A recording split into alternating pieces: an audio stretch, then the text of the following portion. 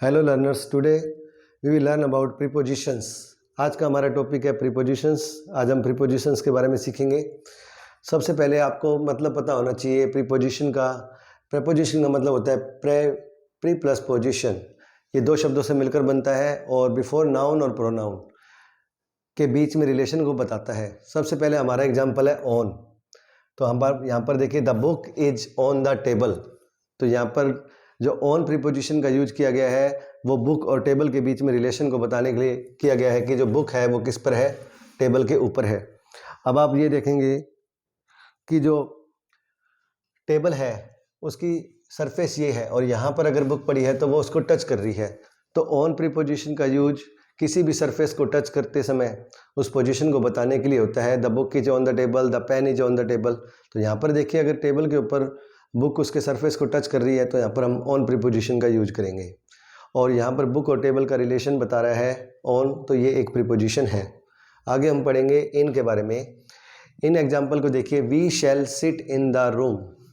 हम इस रूम के अंदर या रूम के अंदर बैठेंगे। तो यहाँ पर देखिए, मान लीजिए यहाँ रूम है और हम इस रूम के अंदर, यहाँ पर हमारी पोजीशन है। इस पोजीशन को शो करने के लिए हम प्रीपोजिशन का यूज करते हैं इन का। अब यहाँ पर रूम के अंदर हमारी पोजीशन है, फिक्स पोजीशन है, हम रूम के अंदर मौजूद है इन द रूम। तो आपको ध्यान रखना है इस तरह से। उसके बाद at, he is at home. तो एट दोस्तों फिक्स पोजीशन के लिए, फिक्स टाइम के लिए बताता है। तो यहाँ पर देखिए, ही इज एट होम, वह इस समय घर पर है। तो यहाँ पर उसकी फिक्स पोजीशन है कि वो घर पर ही है, किसी और स्थान पर नहीं है। उस प्लेस को डिफाइन कर रहा है कि वो घर पर है। आगे हम पढ़ेंगे विद इन। एक होता है इन और दूसरा होता है विद इन। विद इन का देखिए यहाँ पर, you must finish this work within a week. तो यहाँ पर ये कहना चाह रहा है कि आप इस काम को एक वीक के अंदर समाप्त करोगे, यानी कि वीक को ख़त्म होने से पहले, बिफोर क्लोजिंग द वीक। यहाँ पर विद इन का मतलब होता है बिफोर क्लोजिंग द वीक। अगर यहाँ पर मंथ आएगा, बिफोर क्लोजिंग द मंथ। आगे हम पढ़ेंगे अपॉन के बारे में।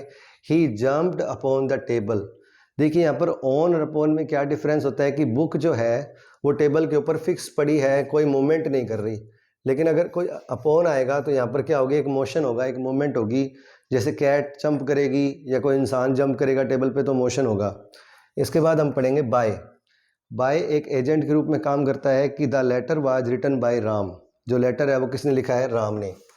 तो बाय और विद दो प्रीपोजिशन होते हैं। जो विद होता है वो सजीव के बिना होता है, और जो बाय होता है यानी जिसमें मोशन होता है, जो अलाइव होता है उसके लिए यूज होता है। तो बाय किसके साथ यूज हुआ, राम के साथ। किसके साथ यूज हुआ, राम। और राम क्या है, अलाइव है। तो दोस्तों आज हमने एक शॉर्ट एग्जाम्पल के माध्यम से सीखा। आगे जाके हम और भी वीडियो देखेंगे।